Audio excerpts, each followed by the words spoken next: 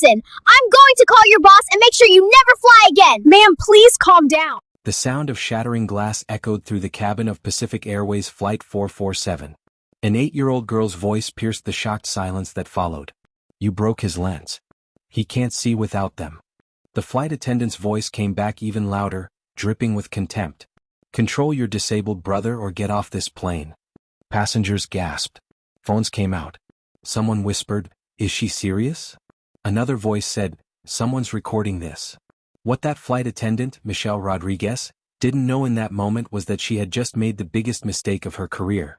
What started as a destroyed contact lens case would end in a $20 million lawsuit, a viral video with millions of views, and lifetime free flights for an entire family. But before we get to that, let me take you back to where this all began 6 hours earlier. Seattle-Tacoma International Airport. Early morning. Gate B7. Two children stood in the boarding line for Pacific Airways Flight 447 to Houston. The younger one, a girl, held the hand of her older brother with a grip that spoke of fierce protectiveness. Her name was Shekina Peets. She was 8 years old, but if you talked to her for 5 minutes, you'd swear she was twice that age. Shekina had the kind of intelligence that made adults uncomfortable. She remembered everything, questioned everything, and had a vocabulary that would impress a college professor. She wore a simple purple hoodie and jeans. Her hair was pulled back in 2 neat braids.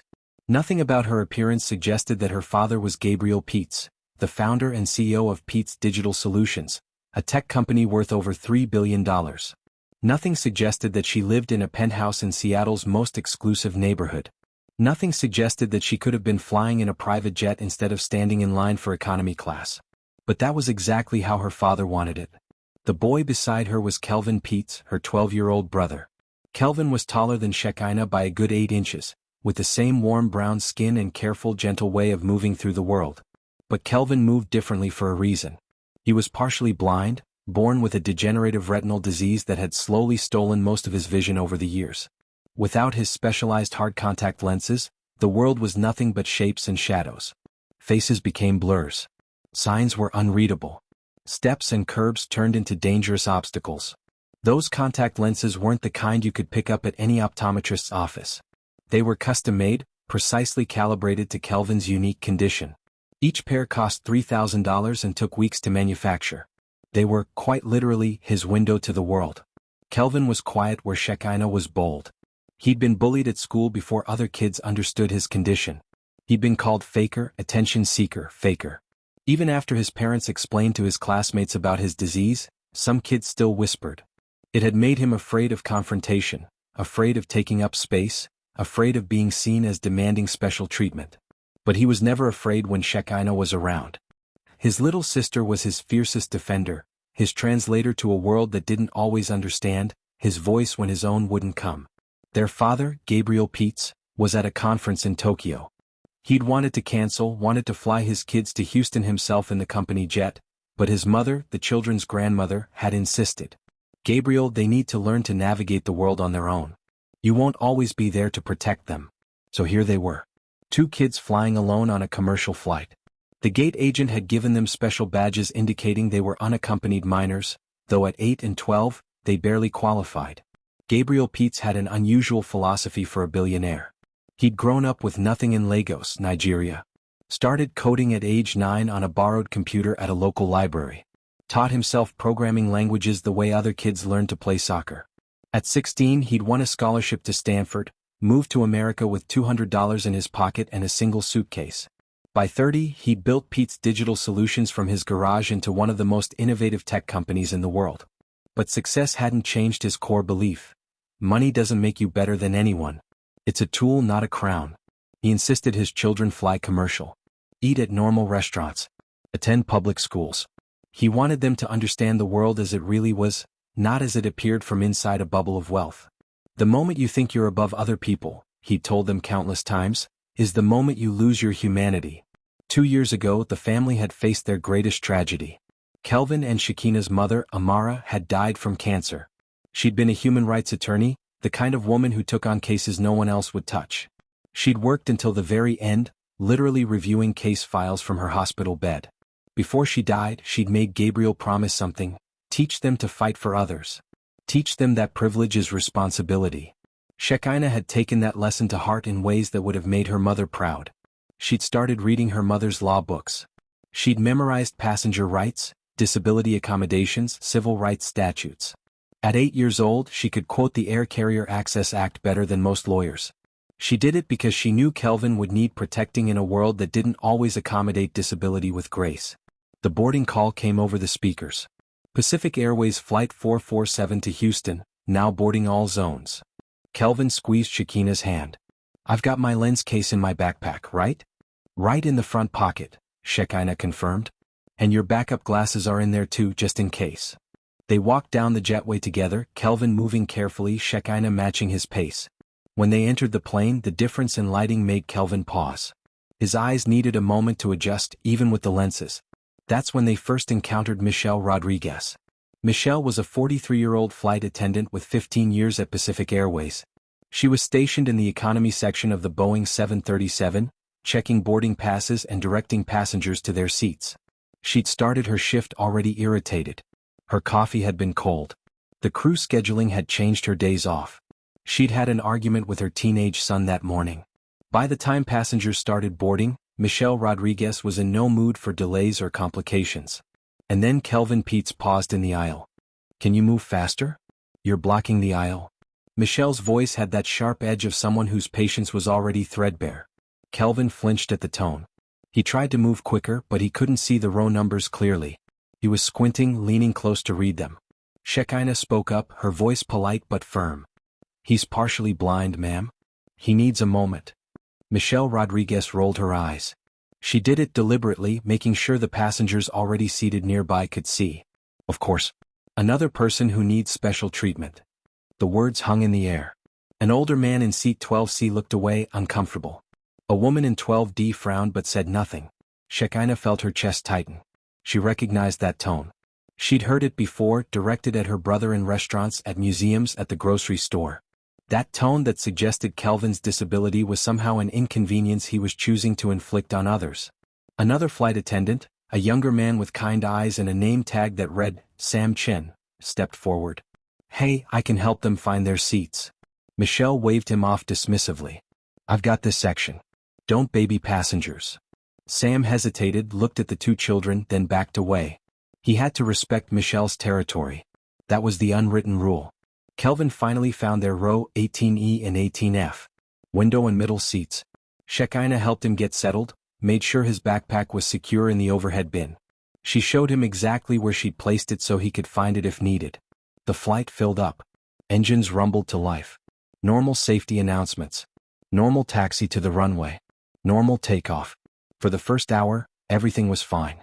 Kelvin listened to an audiobook on his phone. Shekina did homework on her tablet. They shared a pack of crackers. Just two kids on a flight to see their grandmother. Then the turbulence hit. It wasn't severe, just enough to make the seatbelt sign ding on, enough to cause the plane to bump and sway slightly. But it was enough to disturb Kelvin's left contact lens. Maybe a dust particle had gotten underneath. Maybe it had shifted slightly.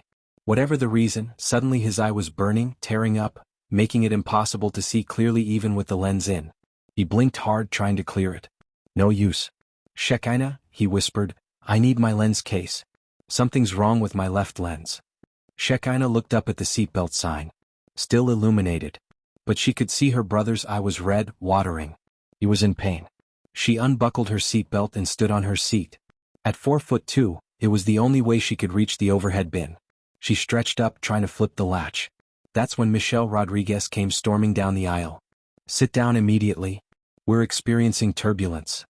Shekina didn't sit. My brother needs his contact lens case. He can't see without. Michelle's hand shot out and grabbed Shekina's arm. Not gently. Not the way you'd help a child down. But roughly, with force, with anger.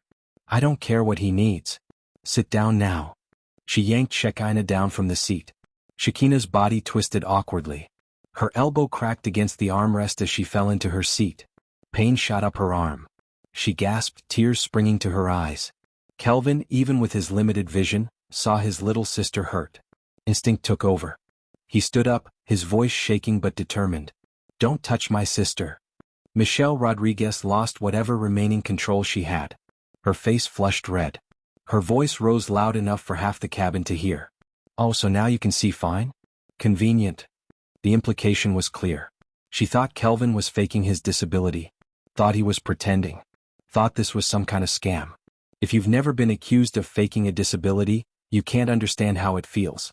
It's not just insulting. It's dehumanizing.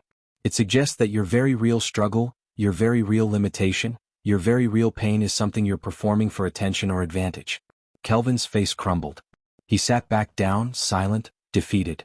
But Michelle wasn't done. She reached into the overhead bin herself, yanked out Kelvin's backpack with such force that the zipper came partially undone. Books tumbled out. Snacks scattered. And then, as if in slow motion, Kelvin's contact lens case fell. It hit the floor with that distinctive sound. That crack of hard plastic meeting harder floor. But Michelle Rodriguez didn't apologize. Didn't bend down to pick it up carefully. Didn't acknowledge what she'd just done. Instead, whether by accident or in a moment of pure rage that she'd later deny, she stepped on it. Her heel came down directly on the case. The crushing sound was unmistakable. The specialized hard contact lens case, designed to protect those $3,000 lenses, shattered under her weight. The lenses inside, those custom-made, impossible-to-replace quickly lenses, were destroyed instantly. Kelvin's face went completely pale. No, those are my only pair. Shekina stared at the crushed case on the floor, at the fragments of her brother's lenses scattered across the airplane carpet, and something inside her shifted. The tears in her eyes weren't just from pain anymore. They were from fury. Why would you do that? Michelle's response was cold, calculated, cruel. Maybe next time you'll follow instructions. Should have stayed in first class if you needed special treatment. That single sentence revealed everything. Michelle had assumed, based on looking at two black children in economy class, that they couldn't afford first class. Had assumed they were ordinary passengers without resources or connections. Had assumed she could treat them however she wanted without consequences. A man's voice cut through the tension. I saw everything. That was deliberate. His name was Henry Blackwell. 56 years old. Civil rights attorney from Houston.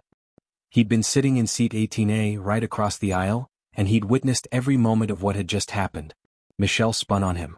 Mind your business, sir. But Henry Blackwell wasn't the type to mind his business when he witnessed injustice. It's why he'd spent 30 years taking on discrimination cases that other lawyers wouldn't touch. Shekina, still clutching her bruised elbow, looked at the destroyed lenses. Looked at her brother's devastated face. Looked at Michelle Rodriguez's expression of smug satisfaction. And then she spoke, her voice shaking but clear, using vocabulary that no 8-year-old should have to know. You broke my brother's medical device. That's assault and destruction of disability accommodation. The passengers nearby went silent. Had an 8-year-old just said, disability accommodation? Michelle's face flickered between shock and mockery. She chose mockery. Oh, look, we have a little lawyer here. Did you learn that from TV? Before we continue with what happened next, let me ask you something. Have you ever witnessed discrimination like this? Have you ever seen someone in power abuse someone vulnerable? Drop your answer in the comments below. And if you want to see how this 8-year-old girl made a multi-billion-dollar airline pay for what they did, hit that subscribe button right now, because what happens next will restore your faith that sometimes justice actually wins. Shekina looked Michelle Rodriguez directly in the eyes and said something that would haunt Michelle for the rest of her career. I learned it from my father's legal team. And from Title 14 CFR Part 382, the Air Carrier Access Act. Michelle's expression changed. For just a second, uncertainty flickered across her face. Title 14 CFR Part 382? The Air Carrier Access Act? What 8-year-old knows that? But she recovered quickly, doubling down, because people who abuse power rarely back down when challenged. They escalate. That's when Rock Patterson, the head flight attendant, arrived. Rock was a 20-year veteran of Pacific Airways. By the book. Professional. He'd been in the forward galley when the commotion started. What's going on here, Michelle? Michelle didn't hesitate. She lied. Smoothly. Convincingly. The boy dropped his case during turbulence. I warned them to stay seated. Kelvin, tears now streaming down his face, his world literally blurred and broken, found his voice. That's not true. I can't see clearly. Everything is blurry. Shekina stepped forward, positioning herself between her brother and Michelle. Your colleague destroyed my brother's specialized contact lenses on purpose. Multiple passengers witnessed it. She was 8 years old, standing in an airplane aisle, facing down 2 adult flight attendants. Her elbow throbbed where she'd hit the armrest. Her brother couldn't see. Their mother's lenses were destroyed on the floor. But Shekina Peets didn't back down. Because her mother had taught her something before she died. Privilege is responsibility. And if you have the ability to fight back, you have the obligation to do so. What none of them knew yet was that this moment, this confrontation, this destroyed contact lens case, was about to change everything. Not just for Michelle Rodriguez. Not just for Pacific Airways. But for every disabled passenger who'd ever been treated as less than human at 30,000 feet. Rock Patterson stood in the aisle of Flight 447, looking between Michelle Rodriguez and two children who seemed far too composed for their age. He was a 20-year veteran of Pacific Airways. He'd seen everything. Drunk passengers. Medical emergencies. People trying to open emergency exits mid-flight. He prided himself on staying calm, staying professional, staying by the book. But something about this situation felt different. Felt wrong. "I'm sure it was an accident," Rock said, his voice taking on that practiced airline employee tone. Smooth. Reassuring. Designed to de-escalate. "We'll compensate you for the lenses." It was the standard response. Acknowledge the problem. Offer compensation. Move on. Keep things quiet. Avoid incidents that generate paperwork and corporate attention. But Shekina Peets wasn't interested in standard responses. "This isn't about money." Her voice was steady now, the initial shock transforming into something harder, something more focused. "She discriminated against my brother because of his disability and assaulted me." She held up her arm, pulling back the sleeve of her purple hoodie. Her elbow was already showing the angry red mark where she'd struck the armrest when Michelle yanked her down. By tomorrow it would be a bruise. Dark purple. Unmistakable. Rock's eyes widened slightly. This was escalating beyond a simple damaged item complaint. This was entering territory that involved corporate legal, HR investigations, possible FAA violations. That's when Henry Blackwell stood up. Henry was a big man. 6'3". Broad shoulders. The kind of presence that commanded attention without saying a word. But it was his voice that really carried weight. Authoritative. The voice of someone who'd spent 3 decades in courtrooms making arguments that changed lives. "I'm an attorney," he said, reaching into his jacket pocket and pulling out a business card. He handed it to Rock Patterson. "I witnessed the entire incident." The flight attendant deliberately stepped on the case and made discriminatory remarks. Henry Blackwell wasn't just any attorney. His card read Blackwell and Associates, Civil Rights Law. He'd made his career taking on cases that other lawyers considered too controversial, too difficult, too likely to fail. He'd sued police departments, school districts, corporations. He'd won settlements in the millions. He'd argued before federal appeals courts. And he'd just witnessed what looked like a textbook case of disability discrimination under the Air Carrier Access Act. Rock took the card, his hand trembling slightly. This was bad. This was very bad. But then another voice joined the conversation. A woman's voice, calm but firm. "I recorded parts of it on my phone." Everyone turned. The speaker was Shelley Davis, a 41-year-old black woman sitting in seat 19C. She was a high school teacher from Houston, heading home from visiting her sister in Seattle. She'd been grading papers on her tablet when the commotion started. When she'd seen Michelle Rodriguez grab that little girl roughly, seen the contempt in Michelle's face, something in Shelley had said enough. She'd pulled out her phone and started recording. Michelle Rodriguez's face went from red to white in an instant. "You can't record on a plane without permission." It was a desperate gambit, a last-ditch attempt to regain control. But Shelley Davis taught civics to high school juniors. She knew her rights better than most lawyers. "Actually," Shelley said, her teacher voice coming out now, the one she used when correcting students who were confidently wrong, "I can record anything I witness that's a potential crime. It's called documentary evidence. First Amendment protects it. And what I witnessed was assault of a minor and destruction of medical equipment." She held up her phone. On the screen, clearly visible to anyone nearby, was video footage. The timestamp showed it had started right around the moment Michelle had grabbed Shekina's arm.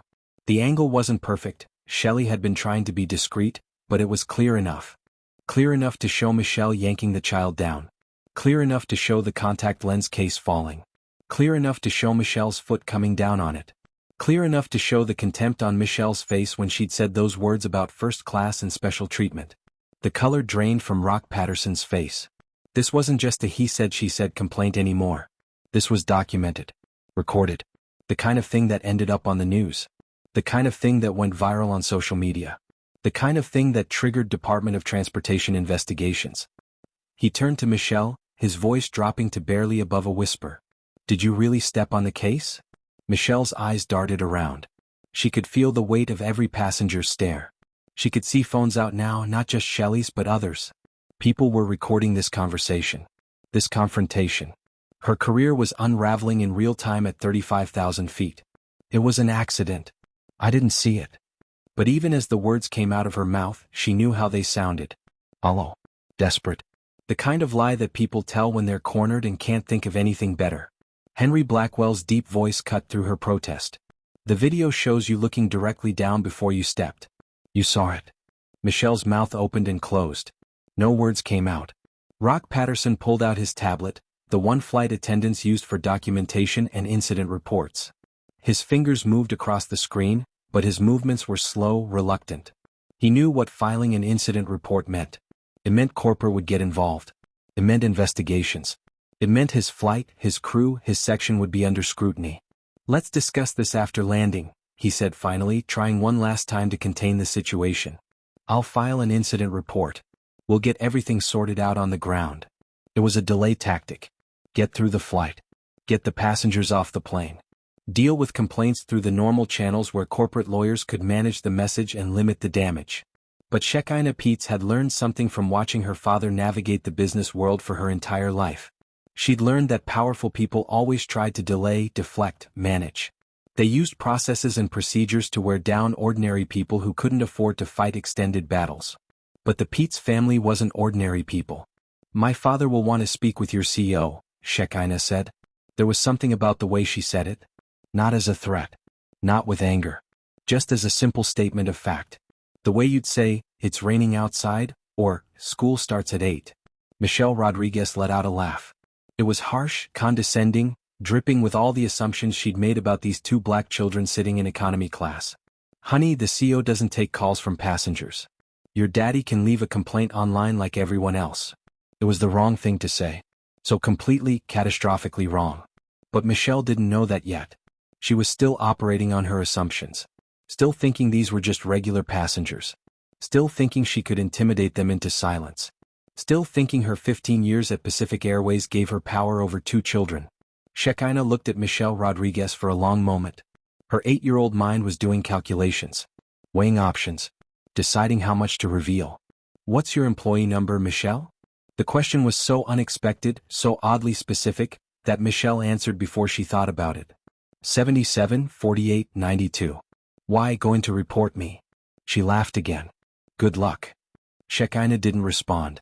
She simply pulled out her phone, a simple smartphone that her father had given her for emergencies. She opened the Notes app and typed, Michelle Rodriguez. Employee hashtag 77-4892. Pacific Airways Flight 447. Seattle to Houston. Then she added, destroyed Kelvin's contact lenses. Assaulted me. Discriminated based on disability. Michelle watched the little girl typing and felt a flicker of unease. But she pushed it down. What could an 8-year-old really do? File a complaint that would get lost in the corporate system? Write a bad review online? Rock Patterson was still trying to manage the situation. Look, I understand everyone is upset. These things happen. Once we land, Pacific Airways will make this right. We take all complaints seriously. It was corporate speak. Meaningless words designed to sound reassuring while committing to nothing specific. Henry Blackwell wasn't having it. These things don't just happen. What happened here was deliberate discrimination against a disabled child and assault of a minor. I've been practicing civil rights law for 32 years. I know what I saw. He turned to address the other passengers who were watching, listening, recording. I want everyone here to know that I'm willing to testify under oath about what I witnessed today. That young man, Kelvin, was discriminated against because of his visual disability. His sister was physically assaulted when she tried to help him. Their medical equipment was deliberately destroyed. And now we're watching the airline try to sweep it under the rug. Several passengers nodded. A man in seat 17D said, I saw it too. She definitely stepped on that case on purpose. A woman in seat 19A added, I heard what she said about first class. That was completely inappropriate. The tide was turning. What Michelle had hoped would be a quiet incident, easily denied, easily managed, was becoming public testimony. Multiple witnesses. Video evidence. An attorney willing to testify. Rock Patterson could feel the situation spiraling out of his control. He needed to de-escalate. Needed to get this flight landed without further incident. Needed to get these passengers off his plane before this turned into something even worse. I promise you, he said, looking directly at Shekina and Kelvin, this will be investigated thoroughly. The moment we land, I will personally file a detailed incident report. Michelle will be interviewed. Passengers will be interviewed. If any policies were violated, there will be consequences. Shekina met his eyes. She was 8 years old, but her gaze was steady, unflinching. Will she be allowed to work with passengers while this is being investigated? It was a devastating question. Rock knew the answer should be no. If there were credible allegations of assault and discrimination, the employee should be suspended pending investigation. That was standard procedure for serious complaints. But suspending a flight attendant mid-flight? Removing her from service while still in the air? That would require calling the captain. That would require an official incident report filed immediately, not after landing. That would make this formal, official impossible to quietly manage. Rock hesitated. That hesitation told Shekina everything she needed to know. They were going to try to protect Michelle. Try to minimize this. Try to make it go away. Shelley Davis spoke up again. I'm sending this video to the media the moment we land. I think the public has a right to know how Pacific Airways treats disabled children. Michelle's head snapped toward Shelley. You can't do that. That's perfectly legal, Henry Blackwell finished. She witnessed what appears to be a crime. She has every right to share that documentation with media, with authorities, with anyone she chooses. Michelle looked at Rock, panic finally breaking through her anger. Rock, you can't let them? But Rock Patterson was already backing away mentally. He could see how this was going to play out. Corporate was going to want to know why he didn't suspend Michelle immediately. Why he didn't file the incident report mid-flight. Why he tried to delay and manage instead of following proper procedures. He was going to be in the report too. Not just as the person who filed it, but as someone whose actions would be questioned. Michelle, he said quietly, go to the forward galley. Stay there for the rest of the flight. Don't interact with any more passengers. It wasn't a formal suspension, but it was as close as he could come without calling the captain. Michelle opened her mouth to protest, but the look on Rock's face stopped her. She turned and walked toward the front of the plane, her footsteps heavy, her face flushed with anger and humiliation. As she passed through the cabin, passengers stared. Some glared. One person muttered, "Unbelievable." Another said, "About time." The whispers followed her all the way to the galley. Back in row 18, Kelvin was still crying quietly. His world was literally a blur. Without his contact lenses, he couldn't read signs. Couldn't see faces clearly. Couldn't navigate spaces safely. His backup glasses were in his backpack, but they were an old prescription from 2 years ago. They'd help, but not much. Everything would still be fuzzy, distorted, giving him a headache if he wore them too long. Shekina put her arm around her brother. It's going to be okay, she whispered. Dad will fix this. Kelvin leaned into his sister. I just want to see again. Henry Blackwell leaned across the aisle. Son, I know this is hard right now. But what just happened to you and your sister? That's not okay. That's not legal. And people are going to make sure there are consequences. Shelley Davis added, you two were so brave. Standing up to an adult like that? Most kids wouldn't have done that. But Shekina didn't feel brave. She felt angry. She felt helpless. She felt the weight of watching her brother suffer and not being able to fix it immediately. She looked down at her phone at the notes she'd typed. Michelle Rodriguez. Employee 774892. Then she opened her messages and scrolled to a contact labeled, Dad Emergency. Her father had set up this message thread with specific instructions. Only use it for real emergencies. Not for, I'm bored, or I forgot something. Only for situations where she truly needed him immediately. This qualified. She started typing, Dad, Michelle Rodriguez, flight attendant on Pacific Airways Flight 447, employee number 774892, destroyed Kelvin's contact lenses on purpose and grabbed me hard enough to bruise my arm. We have witnesses and video. Kelvin can't see. Need help. She hit send. The message went through immediately. Somewhere over Idaho, traveling through cellular networks and satellites, that message reached Tokyo, Japan, where Gabriel Peets was sitting in a conference room with executives from 3 different tech companies. His phone buzzed. He glanced down, saw Shekina Emergency, and his blood went cold. He read the message once, twice. His jaw tightened. He stood up from the conference table. "Gentlemen, I need to take an emergency call. We'll resume in 30 minutes. He walked out of the room before anyone could respond. Back on Flight 447, the atmosphere had shifted. Word had spread through the cabin about what happened. Passengers who'd been absorbed in their books or movies or work were now watching, aware, angry on behalf of two children they didn't know. A woman from several rows back walked up to Shekina and Kelvin. She was older, maybe 60, with kind eyes. She handed Shekina a business card. "I'm Dr. Patricia Green. I'm an ophthalmologist. When you land, if you need someone to examine your brother's eyes, make sure nothing else was damaged, call my office. No charge." A man in a business suit stopped by. "I work in disability advocacy. Here's my card. If you need resources, support, anything, reach out." One by one, passengers who'd witnessed what happened offered support. Contact information. Offers to testify. Expressions of outrage at what they'd seen. It was a strange thing, watching strangers rally around two children they'd never met before and would likely never see again. But that's what injustice does sometimes. It cuts through the normal barriers of anonymity and indifference. It reminds people that silence is complicity. Shelley Davis came and sat in the empty seat next to Shekina. "Sweetheart, I'm going to send this video to your father too if that's okay. I want to make sure he has all the evidence." Shekina nodded. "Thank you. I'm also going to post it online," Shelley continued.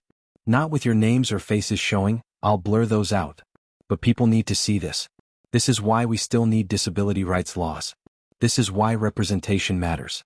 This is why we can't stay silent." What Shelley didn't say, but what she was thinking, was that she'd seen this before. Not the exact situation, but the pattern. The assumption that black children, especially in economy class, didn't deserve respect, didn't deserve accommodation, were somehow less than. She'd experienced it herself. Watched her own son experience it. Watched her students experience it. And she was tired of watching. Rock Patterson returned, looking defeated. "The captain has been informed. We'll be landing in Houston in approximately 90 minutes. There will be airline representatives meeting the flight to take statements." Henry Blackwell raised an eyebrow. "Will there be police?" Rock hesitated. "That's not standard procedure for..." "Assault of a minor isn't standard procedure either," Henry interrupted. "I'm requesting that Houston Airport Police be present when we land. What happened here isn't just a customer service issue. It's a potential crime." Rock's face went even paler. Police involvement meant this was definitely going in reports that couldn't be buried.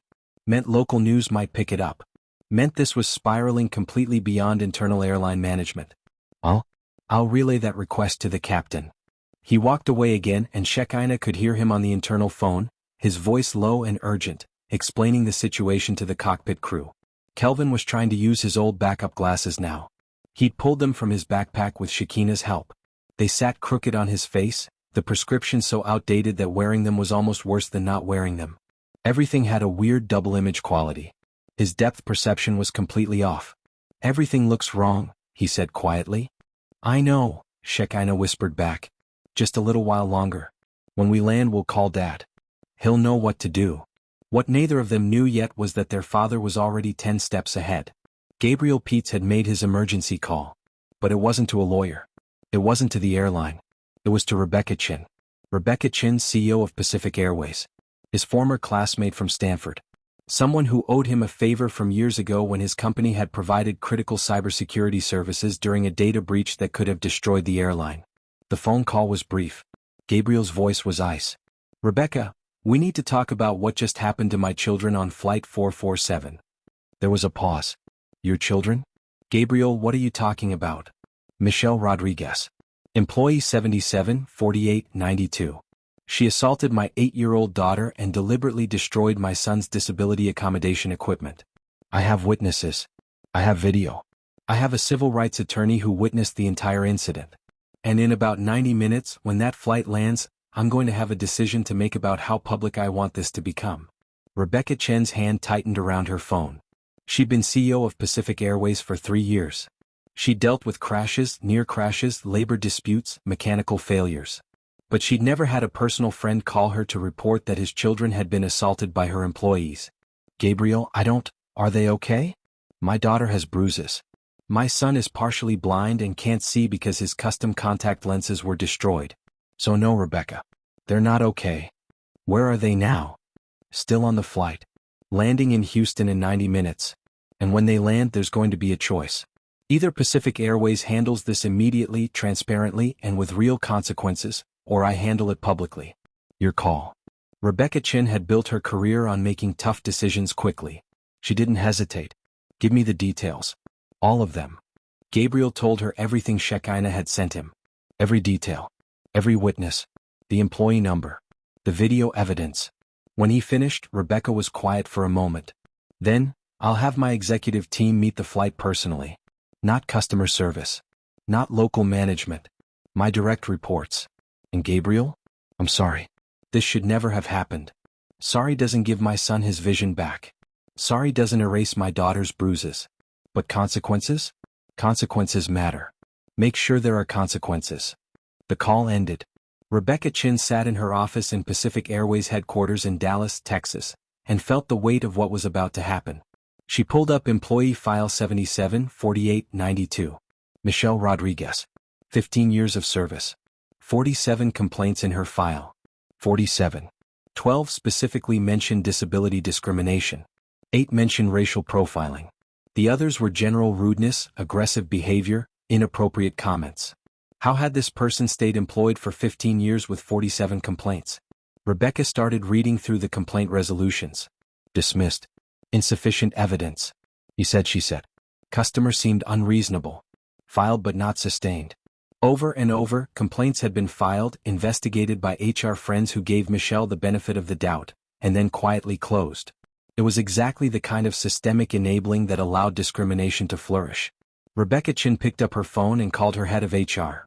Pull everything you have on employee 774892. I want every complaint, every incident report, every performance review.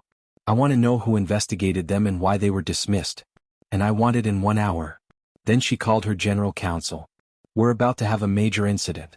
Potential assault of a minor, disability discrimination, witnesses, video evidence. The passenger is Gabriel Peets. There was a sharp intake of breath on the other end. Everyone in corporate leadership knew who Gabriel Peets was. $3 billion net worth. Influential in tech circles. Known for being media savvy and unafraid of public battles. How bad is it? Worse than you're thinking. Start preparing settlement parameters. And find out everything we can about the Air Carrier Access Act violations for destroying disability accommodation equipment. Back on Flight 447, the remaining 90 minutes of the flight passed in uncomfortable tension. Michelle Rodriguez stayed in the forward galley, isolated. Rock Patterson avoided eye contact with everyone. Sam Chin, the kind young flight attendant who tried to help earlier, kept checking on Kelvin and Shekina, bringing them water, extra snacks, anything he could do to help. Shekina's phone buzzed. A message from her father. I've spoken with the CEO. People will meet your flight. Stay calm. Document everything. You did the right thing standing up for your brother. I'm proud of you. Love you both. Flying home tonight. Shekina showed the message to Kelvin. He read it through his blurry double-vision backup glasses and managed a small smile. Dad's going to fix this, isn't he? Yeah, Shekina said. He is. What would you do if you witnessed something like this on a flight? Would you speak up? Would you record? Would you intervene? Let me know in the comments. And if you want to see what happens when this plane lands and the CEO's executive team has to face what their employee did, make sure you're subscribed, because what comes next is absolutely satisfying. The plane began its descent into Houston. The Boeing 737 touched down on runway 27 at George Bush Intercontinental Airport in Houston at 4:47 p.m. The landing was smooth, routine, unremarkable in every way except for what was waiting on the ground. Inside the cabin, passengers began the familiar ritual of unbuckling seatbelts, reaching for overhead bins, powering on phones. But in row 18, Kelvin Peets sat perfectly still, gripping his sister's hand so tightly his knuckles had gone pale. He couldn't see clearly enough to navigate the chaos of deplaning. His backup glasses, those thick, outdated lenses that sat crooked on his face, turned the world into a distorted funhouse mirror. Depth perception was gone. Faces were smudges. The aisle looked like it was tilting when he knew it wasn't. I've got you, Shekina whispered, standing up first, positioning herself to guide him. Just hold my hand. I'll tell you when there's a step. They stood together, and immediately Kelvin nearly bumped into the seat in front of him. His spatial awareness was completely off. He couldn't judge distances. A woman in the row ahead turned and stared, her expression somewhere between concern and curiosity. Another passenger whispered to his companion, "That's the kid whose lenses got destroyed." The story had spread through the cabin during the flight. Whispered conversations. Shared outrage. By the time they landed, everyone on Flight 447 knew what had happened in row 18. Up in the forward galley, Michelle Rodriguez was gathering her things with sharp, angry movements. Another flight attendant, a woman named Jennifer who'd worked with Michelle for years, leaned in close. "Are you okay?" That was intense. Michelle's response was low but audible to Sam Chin, who was nearby. Probably faking it for a lawsuit. Even now. Even after everything. Even with witnesses and video evidence. Michelle Rodriguez still believed she was the victim of some kind of scam. Sam Chin felt his stomach turn. He'd been with Pacific Airways for only 2 years. He'd looked up to veterans like Michelle, thinking their experience meant they knew how to handle difficult situations. But watching her today had shattered that illusion completely. The jetway connected. The door opened. Passengers began filing out. Henry Blackwell waited until Shekina and Kelvin reached the aisle before approaching. He moved slowly, carefully, making sure not to startle them. His large frame filled the narrow space, but his presence felt protective rather than intimidating. "I'd like to give you my card," he said, pulling out his wallet and extracting a business card embossed with his firm's name. "Have your parents call me. I meant what I said about being willing to testify. What happened today was wrong and I want to help make it right." Shekina took the card with her free hand, the other still firmly holding Kelvin. "Thank you, Mr. Blackwell." "Really? Thank you." Henry nodded, then looked at Kelvin. "Young man, you keep your head up. What that woman did doesn't define you. Your courage in standing up for yourself, that's what matters." Kelvin managed a small nod, though his eyes were welling up again behind those terrible backup glasses. Shelley Davis came next, her teacher's bag slung over her shoulder, her phone in her hand. "I sent the video to your father's email already, sweetie. Got it from the passenger manifest emergency contact." Shekina's eyes widened. She hadn't even thought about how to get the video to her father. "You did? When?" "About 20 minutes ago." He responded almost immediately. Said thank you and that he'd take it from there. Shelley smiled. "Your dad sounds like someone who doesn't mess around." "He doesn't," Shekina confirmed. "Thank you so much, Ms. Davis." "You were so brave today," Shelley said, squeezing Shekina's shoulder gently. "Both of you. Don't let anyone tell you otherwise." The line moved forward. Shekina guided Kelvin carefully, warning him about the slight step up to the jetway, about the turn, about the incline. Every movement required her verbal guidance because his vision was so compromised. At the door of the aircraft, airport staff was waiting with a wheelchair. It was protocol for vision-impaired passengers deplaning, something the gate agents had been notified about when the incident report started filtering through airline systems. A kind-faced airport employee, a man named David who'd worked at IH for 15 years, approached with the wheelchair. "Hey there, buddy. Want to make this easier on yourself?" Kelvin hesitated. He hated wheelchairs. Hated the stairs. Hated feeling helpless. But his head was pounding from the strain of trying to see through inadequate lenses, and he was exhausted emotionally. "Okay," he said quietly. As David helped Kelvin into the wheelchair, Michelle Rodriguez walked past. She was supposed to stay back, supposed to let passengers deplane first, but she was in a hurry. Hurry to get off this cursed flight. Hurry to get away from these children and their accusations. As she passed, she looked at Kelvin in the wheelchair and let out a sound that was half laugh, half scoff. Quiet enough that she thought only Jennifer would hear. "Really milking this, aren't you?" But Shekina heard. Her 8-year-old ears caught every syllable. She turned and looked directly at Michelle Rodriguez. Her voice was calm, unnervingly calm for a child who'd just been through what she'd experienced. "My father will call your CEO tonight. Her name is Rebecca Chin. They went to Stanford together." Michelle stopped, turned, and for a moment, genuine uncertainty crossed her face. Then she laughed. It was a big, performative laugh designed to make Shekina feel small, feel foolish for such an obvious lie. "Sure they did, honey." Michelle walked away, shaking her head, convinced that an 8-year-old in economy class was making up fantasy stories about her father knowing the CEO of a major airline. She had no idea that Rebecca Chen had already been called. Had no idea that her employment file was, at that very moment, being pulled and examined by the CEO herself.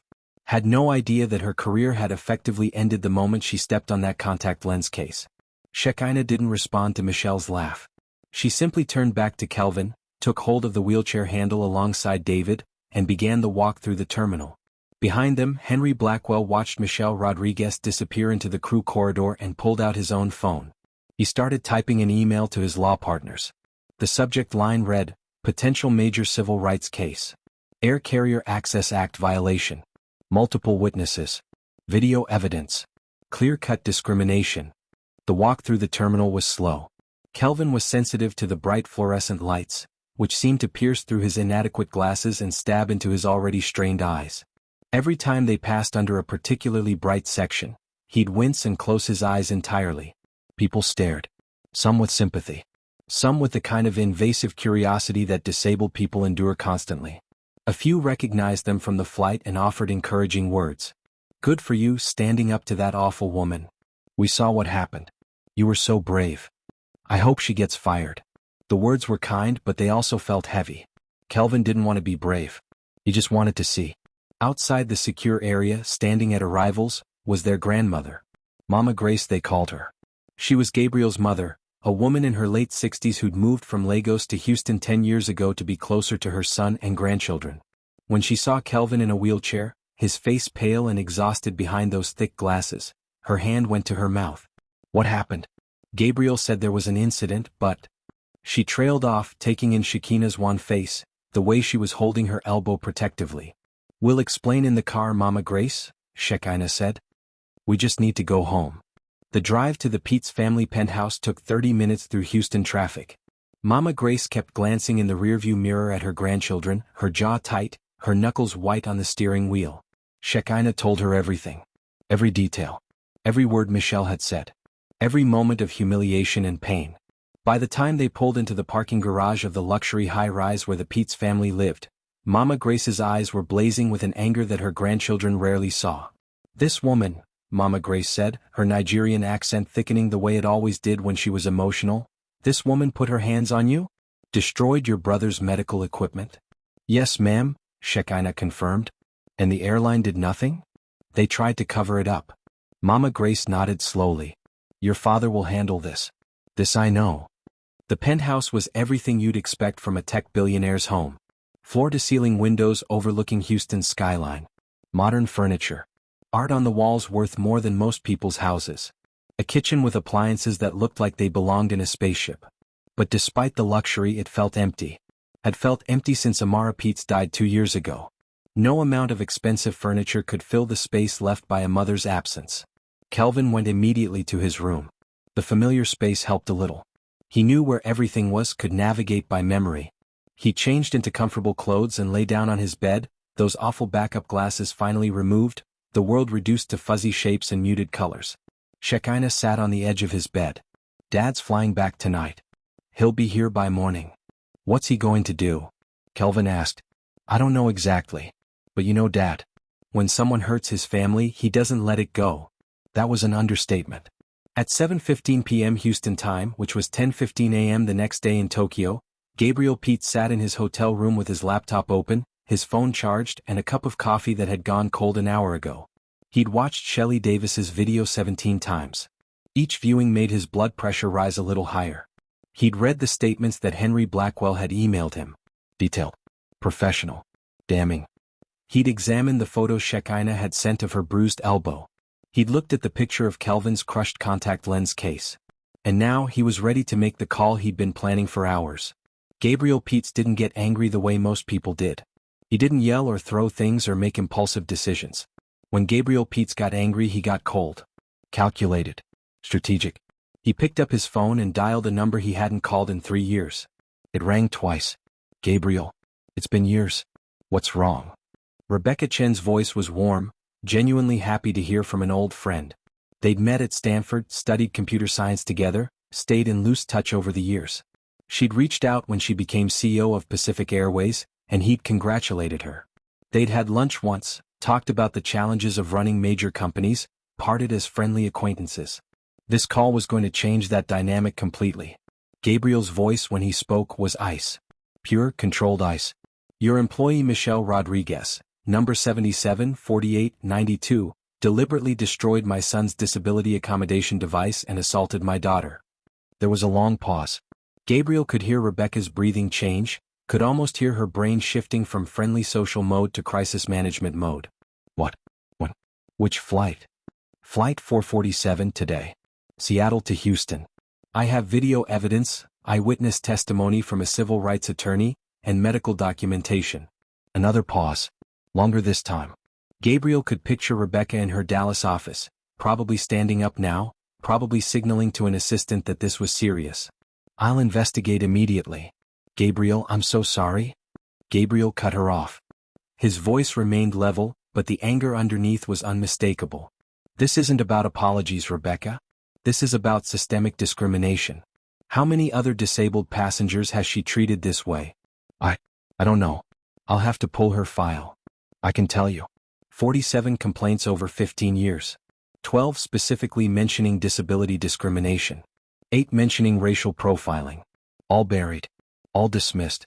All protected by HR friends who valued loyalty over justice. Rebecca Chin felt her stomach drop. How do you know that? Because I have people who are very good at finding information, Rebecca. And what they found suggests that Pacific Airways has been enabling discriminatory behavior for over a decade. This wasn't just about one incident anymore. This was about pattern and practice. This was about corporate liability. This was about potential Department of Transportation violations. This was about headlines that could destroy stock prices and trigger shareholder lawsuits. Rebecca Chin had built her career on making tough decisions quickly. She didn't deflect, didn't make excuses, didn't try to minimize. What do you want, Gabriel? I want consequences.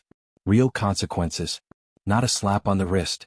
Not sensitivity training and a note in a file. I want this employee terminated. I want the people who protected her held accountable. I want systemic changes to ensure this never happens to another disabled child on one of your planes. Done. All of it. I'll start the termination process tonight. We'll implement new training protocols. We'll audit our complaint system. And compensation. Whatever you think is fair. I'll have my attorney send you a number. But Rebecca, I want you to understand something. This isn't about the money. My children don't need money. What they need is to know that standing up to discrimination matters. That speaking truth to power has consequences. That justice isn't just for people who can afford it. Rebecca Chen's voice was quiet when she responded. I understand. And Gabriel? I truly am sorry. As a mother myself, I can't imagine. Then make sure no other mother has to imagine it either. The call ended. Gabriel sat back in his hotel chair and closed his eyes. He'd booked the next flight back to Houston. Would be home by 6 a.m. Would hold his children and tell them they were safe and that the bad people would face consequences. But first he made another call. To his general counsel. To his head of security. To his media relations team. Start preparing, he told them. This is going to be public. Make sure we control the narrative. What Gabriel Peets understood, what years of building a tech empire had taught him, was that information was power. And controlling how information spread was everything. While Gabriel was making calls in Tokyo, while Rebecca Chin was mobilizing her executive team in Dallas, something else was happening online. Shelley Davis had posted the video. She'd blurred Shekina and Kelvin's faces, protecting their privacy. But everything else was visible. Michelle Rodriguez's face. Her employee number visible on her name tag in certain frames. The audio of her discriminatory comments. The moment she stepped on the contact lens case. The contempt in her expression. Shelley had posted it on Twitter with the caption, "This is what disability discrimination looks like at 35,000 feet." Pacific Airways flight attendant Michelle Rodriguez deliberately destroyed a blind child's medical equipment and assaulted his 8-year-old sister. This is unacceptable. Hashtag justice for Kelvin. Within 2 hours the video had 10,000 views. Within 6 hours 100,000 views. Within 24 hours, it had been viewed 2.3 million times. Hashtag Justice for Kelvin was trending nationally. Disability rights organizations picked it up.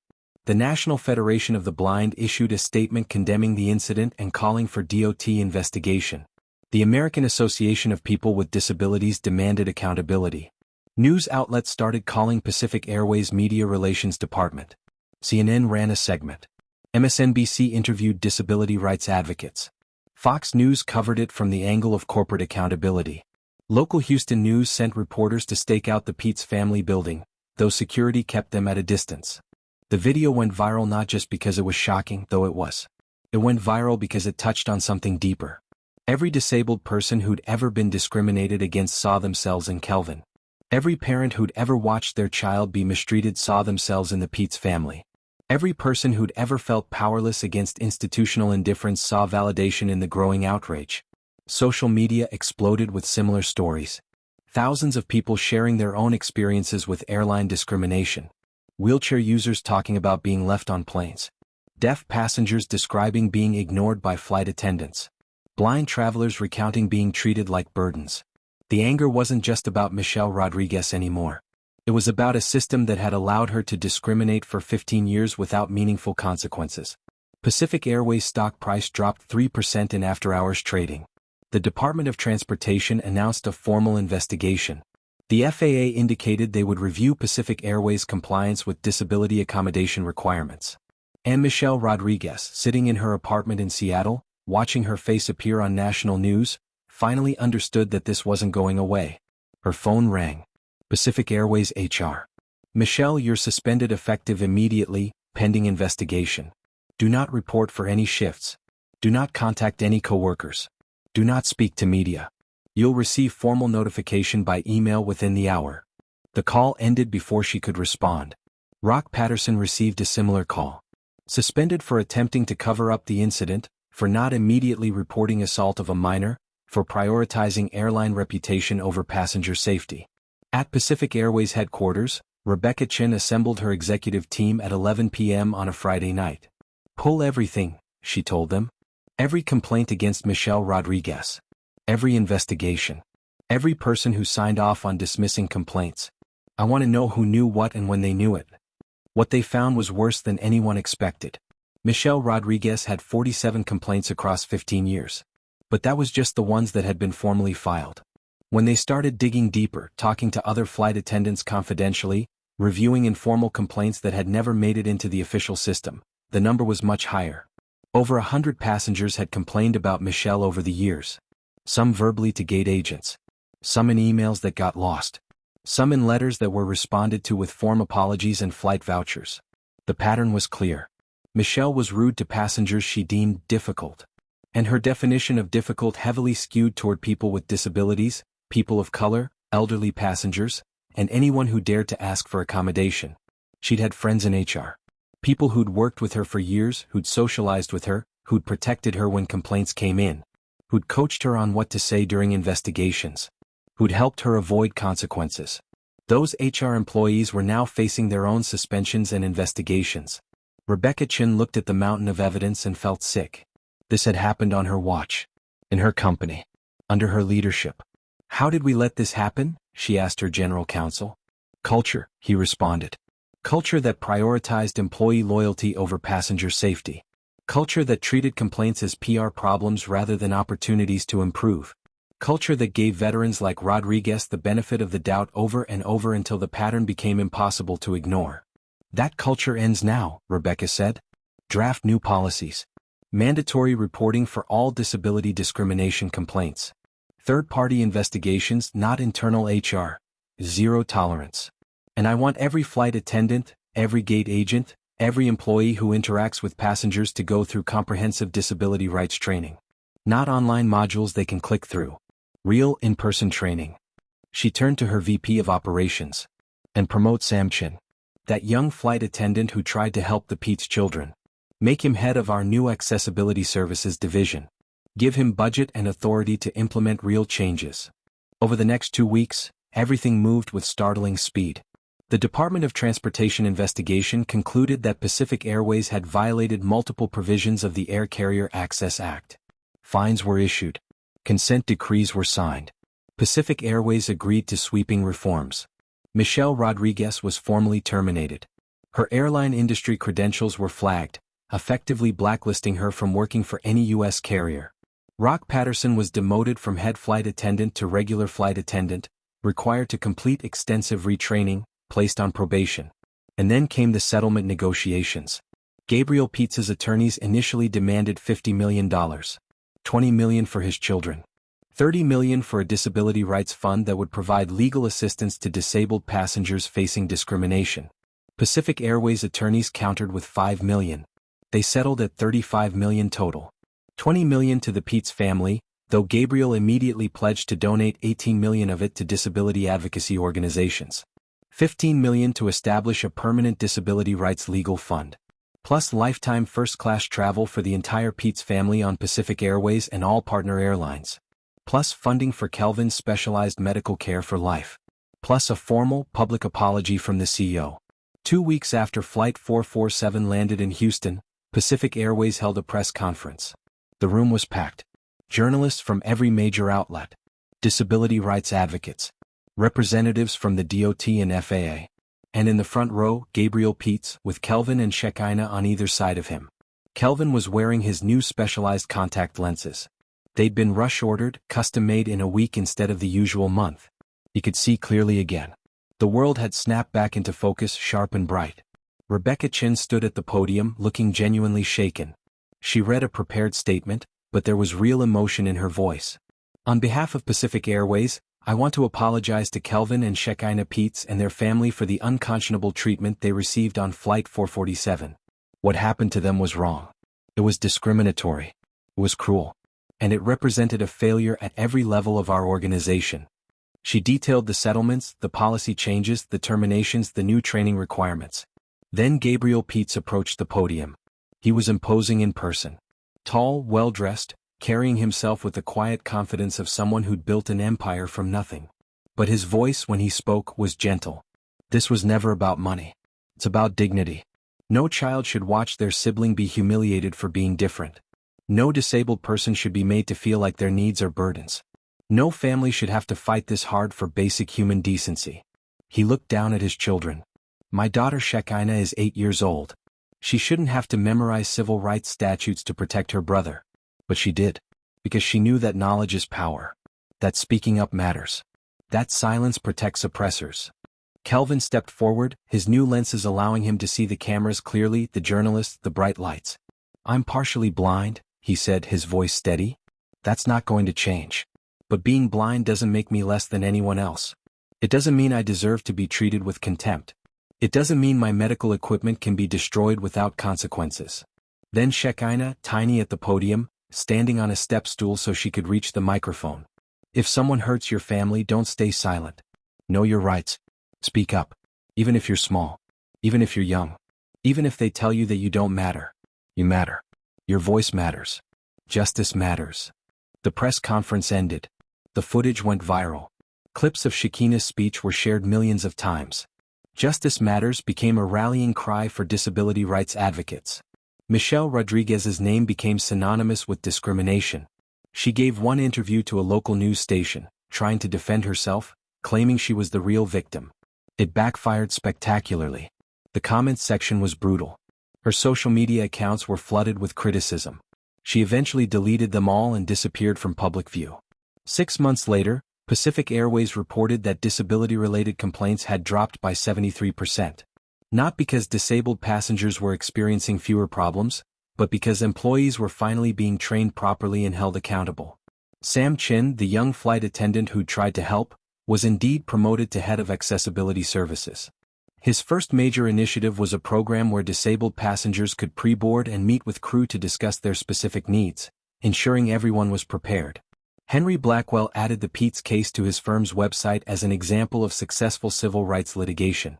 He used it in presentations at law schools, teaching the next generation of attorneys about the importance of bearing witness. Shelley Davis continued teaching high school civics. But now she had a real-world example to share with her students about how one person recording an injustice could spark systemic change. And the Peets family? They flew commercially occasionally, though usually they used the company jet. When they did fly Pacific Airways, they were treated with impeccable courtesy. Not because of who they were, but because the culture had genuinely changed. Kelvin went back to school with his new lenses. He joined the debate team. Started advocating for better disability accommodations in his school district. Became a voice for other disabled students who felt invisible. Shekina continued reading law books. Continued memorizing statutes. Continued being her brother's fiercest defender. At age 8, she'd learned that speaking truth to power worked. That knowledge would shape the rest of her life. And Gabriel Peets, watching his children heal and grow stronger from their ordeal, felt something he hadn't felt since his wife died. Pride. Deep, overwhelming pride that even in their trauma, his children had stood up, had fought back, had made the world slightly more just. Because that's what Amara would have wanted. That's what she'd taught them before she died. Privilege is responsibility. The Peets family had privilege, wealth, connections, resources, and they'd used every bit of it to ensure that Michelle Rodriguez's victims, past and future, got justice. Michelle Rodriguez thought she was dealing with just another passenger. She didn't know Shekina Peets had memorized the law. She didn't know Kelvin Peets' sister would fight back. And she definitely didn't know their father could make one phone call that would change everything. Sometimes, the people you underestimate are the ones who change your life forever. Sometimes, the 8-year-old girl you dismiss is the one who brings down your entire career. Sometimes justice wins. Not always. Not often enough. But sometimes. And when it does, it sends a message that echoes far beyond one airplane, one incident, one family. It sends the message that discrimination has consequences. That disabled people deserve dignity. That children's voices matter. That speaking up, standing up, fighting back, even when you're small and scared and the world seems stacked against you, can actually change things. The crushed contact lens case that started this whole story ended up in a display at the National Museum of American History, as part of an exhibit on disability rights activism. Next to it, a placard tells the story of Kelvin and Shekina Peets, and how 2 children on an airplane helped change an entire industry. Michelle Rodriguez never worked in aviation again. Never found another job where she had power over vulnerable people.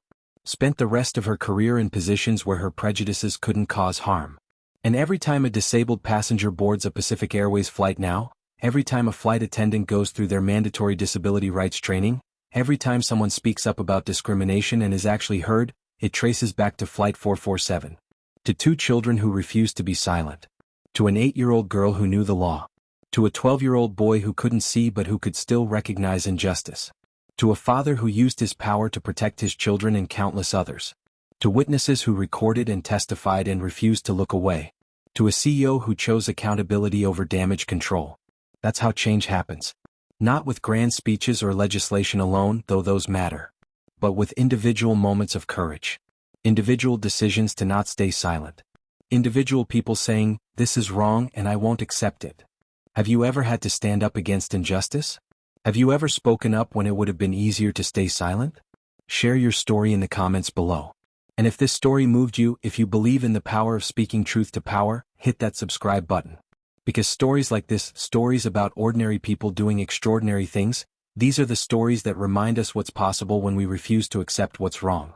Justice for Kelvin wasn't just about one boy getting his lenses replaced or one family getting compensation. It was about every disabled person who's ever been made to feel like a burden. It was about every child who's ever been dismissed because of their age.